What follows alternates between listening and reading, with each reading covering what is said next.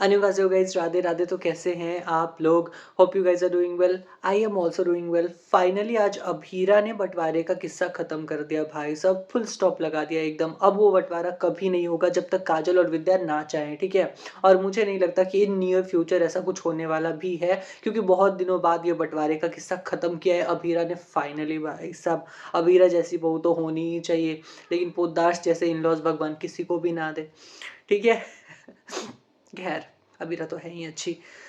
आज कितना emotional episode आया ना, मतलब विद्या और काजल एकदम गले मिल मिल के रो रहे हैं, एक दूसरे के माथे चूम रहे हैं। बाप रे बाप, इतना प्यार इन दोनों को उमड़ रहा है। एक्चुअली आजकल के लोग ना ऐसे ही होते हैं, इनको साथ रहना भी होता है बट इनको एक दूसरे पे एहसान भी जताना होता है। एक दूसरे से प्यार भी करते हैं लेकिन फिर गुस्से पे भी काबू नहीं रख पाते। ये आजकल के लोगों की ये फितरत है, कोई माने या नहीं माने बट ऐसे लोग होते हैं। जो भी एक जॉइंट फैमिली में रहते हैं उनको ये पता होगी ये चीज़, ठीक है। बहुत मोस्ट ऑफ द पीपल आजकल ऐसे ही होते हैं, वो सब करेंगे आपके लिए। मैं खुद भी एक जॉइंट फैमिली में पला बड़ा हूँ तो मुझे पता है। तो वो सब कुछ करेंगे आपके लिए, ठीक है। लेकिन जब बात फिर झगड़े की होगी तो झगड़ा भी करेंगे एकदम, मतलब ऐसा झगड़ा कि किसी ने देखा नहीं होगा बट फिर मिल जाएंगे। ऐसा होता है, ऐसा बहुत बार होता है, बिकॉज हम एक दूसरे के बिना रह भी नहीं सकते, ठीक है, लेकिन एक दूसरे से लड़ झगड़ के रह सकते हैं। ऐसा होता है।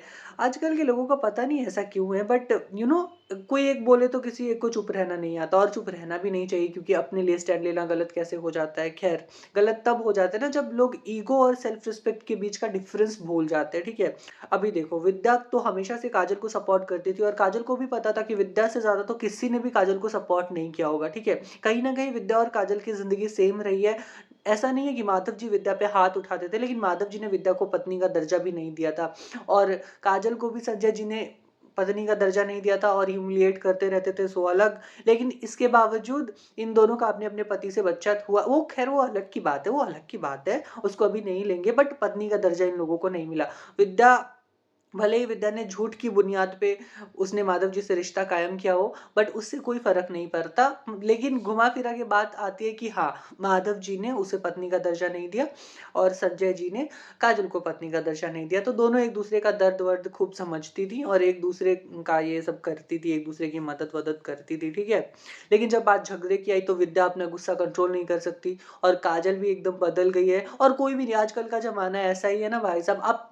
आप अपनों के लिए बहुत कुछ करते हो, ठीक है, हर चीज करोगे, हद से गुजर जाओगे, लेकिन फिर लड़ने की बात आएगी तो अब हद से ज्यादा लड़ोगे भी। और ऐसी ऐसी बातें भी कभी कभी लोग बोल जाते हैं जो कभी किसी को नहीं बोलना चाहिए, जो कभी लोग सोचते भी नहीं है कि हम उनको ऐसा बोलेंगे जिनसे हम इतना प्यार करते हैं, लेकिन मुंह से निकलती है वो बातें, ठीक है।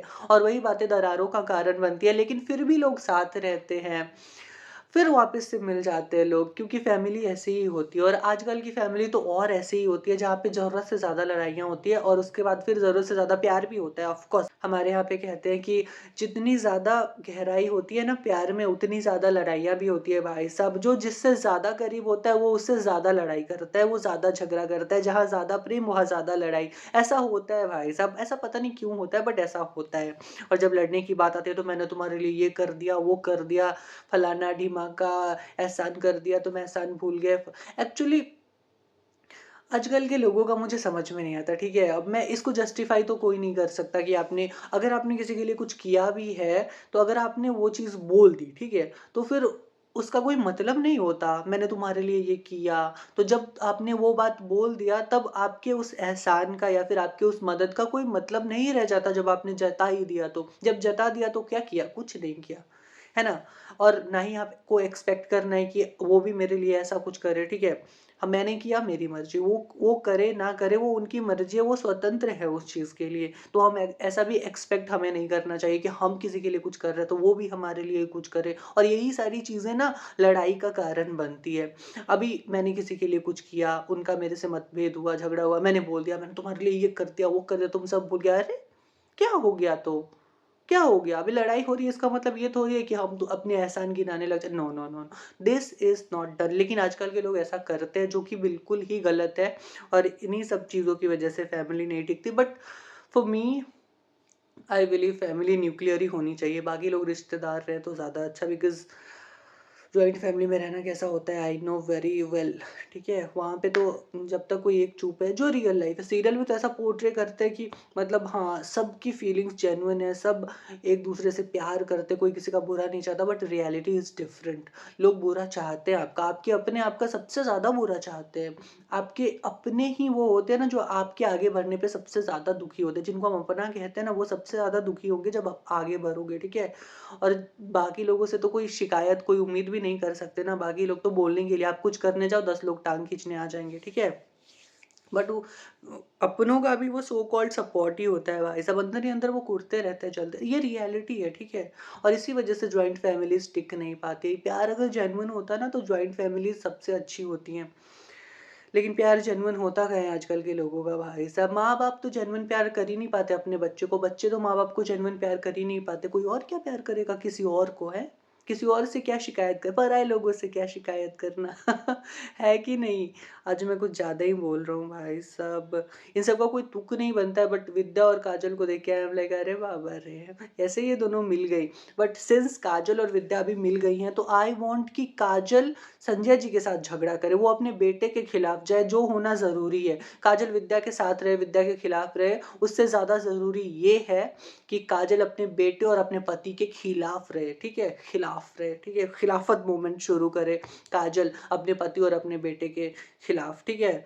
इवन काजल और तान्या दोनों को ही अपने-अपने पतियों से दूर रहना चाहिए और उन दोनों के ऊपर डिवोर्स केस फाइल कर देना चाहिए भाई साहब, बिकॉज़ काजल ने बहुत सहा है यार, वो अपनी शादी में उसने इतना सहा है, उतना किसी ने नहीं सहा होगा विदाउट एनी फॉल्ट। इसमें सबसे ज़्यादा गलती दादी सा की थी, जो उन्होंने अपने फ़र्म के फ़ायदे के लिए फूफा सा को मतलब हायर कर लिया, उन्होंने हायर ही किया अपनी बेटी की ज़िंदगी में, ठीक है? और उनको कभी इस बात से फ़र्क नहीं पड़ा कि उनकी बेटी के साथ क्या हो रहा है, उनकी बेटी खुश है, दुखी है, रो रही है, हँस रही है।